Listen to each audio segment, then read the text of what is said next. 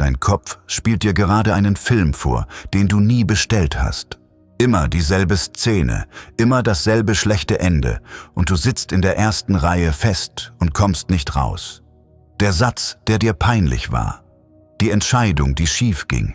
Diese eine Sorge, die nachts um 3 plötzlich riesengroß mitten im Zimmer steht. Und das Absurde daran ist, du hast diesen Film nie ausgewählt. Er läuft einfach von selbst. Wieder und wieder. Und du hältst ihn die ganze Zeit für die reine Wahrheit. Heute geht es darum, wie du dich aus diesem Kopfkino befreist. Nicht mit Zwang. Nicht mit aufgesetzten Positivsprüchen, die sich hohl anfühlen wie ein Applaus im leeren Saal. Sondern mit dem, was die Hirnforschung tatsächlich darüber weiß, warum negative Gedanken so klebrig sind und wie du ihren Griff löst. Bleib dran, denn am Ende verstehst du, warum ausgerechnet die klügsten, feinfühligsten Menschen am tiefsten in dieser Schleife hängen. Fangen wir mit etwas an, das dich sofort entlasten wird. Dein Gehirn ist nicht kaputt, weil es ständig ins Negative kippt. Es macht genau das, wofür es gebaut wurde. Über Hunderttausende von Jahren hat unser Gehirn eine einzige Aufgabe perfektioniert: Überleben. Und Überleben heißt, Gefahren früher zu sehen als Chancen. Der Vorfahre, der das Rascheln im Gebüsch für einen harmlosen Wind hielt, wurde gefressen. Der überall den Säbelzahntiger vermutete, gab seine Gene weiter. Rate mal, von wem wir abstammen.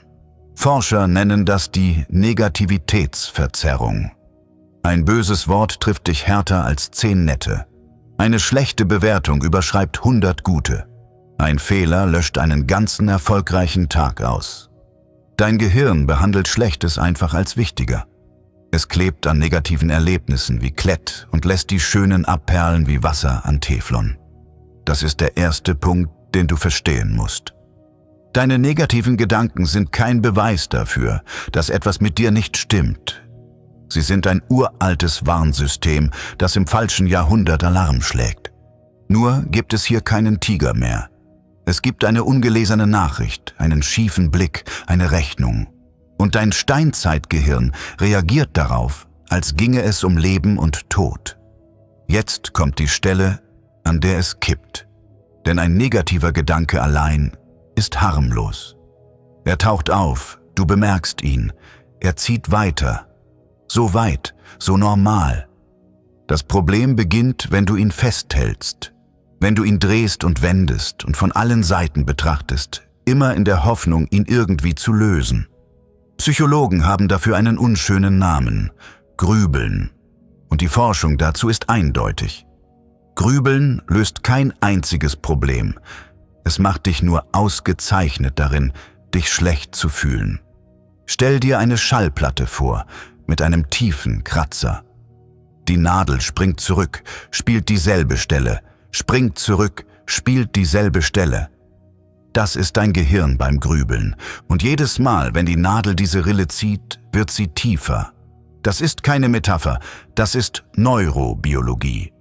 Was du oft denkst, verdrahtet sich stärker.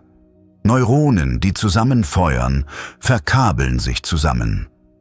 Jeder Durchlauf desselben negativen Gedankens baut die Autobahn in deinem Kopf ein Stück breiter aus. Deshalb fühlen sich manche Sorgen mit der Zeit nicht kleiner an, sondern größer. Du übst sie, du trainierst sie, du wirst richtig gut darin. Und hier kommt der Denkfehler, in den fast jeder tappt. Du versuchst, den Gedanken einfach wegzudrücken.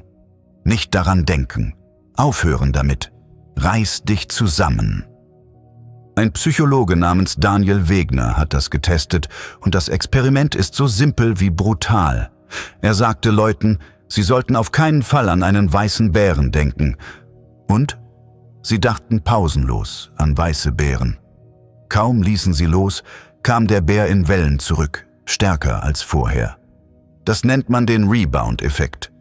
Jeder Versuch, einen Gedanken gewaltsam zu unterdrücken, sagt deinem Gehirn im selben Moment, dass dieser Gedanke wichtig ist. Du drückst ihn nicht weg. Du fütterst ihn. Merkst du die Falle? Je mehr du gegen deine negativen Gedanken kämpfst, desto lauter werden sie. Es ist Treibsand. Je wilder du strampelst, desto tiefer sinkst du. Bevor wir zur Lösung kommen, müssen wir kurz dahin schauen, wo es weh tut. Denn es gibt eine Grenze, die viele längst überschritten haben. Irgendwann hörst du auf, deine negativen Gedanken als Gedanken zu behandeln. Du hältst sie für Fakten, für die Realität, für dich. Aus dem Gedanken, ich habe einen Fehler gemacht, wird, ich bin ein Versager. Aus, ich fühle mich gerade überfordert, wird, ich schaffe das grundsätzlich nicht. Aus einer vorübergehenden Wolke wird das ganze Wetter. Forscher sprechen hier vom sogenannten Ruhezustandsnetzwerk im Gehirn, das anspringt, sobald du nichts Bestimmtes tust. Und bei Menschen, die viel grübeln, läuft genau dieses Netzwerk auf Hochtouren. Das ist die Stimme im Kopf, die dich im Fahrstuhl, unter der Dusche, beim Einschlafen mit alten Kränkungen und künftigen Katastrophen versorgt. Immer dann, wenn keine Ablenkung mehr da ist. Und wenn dieser Zustand dauerhaft wird, ist das keine harmlose Angewohnheit mehr. Chronisches Grübeln gilt als einer der stärksten Wegbereiter für Depression und Angststörungen. Wenn du an diesem Punkt merkst, dass die Gedanken dunkler werden und nicht mehr weichen, egal was du tust, dann ist das kein Zeichen von Schwäche, sondern ein ernstes Signal, dir echte Unterstützung von außen zu holen.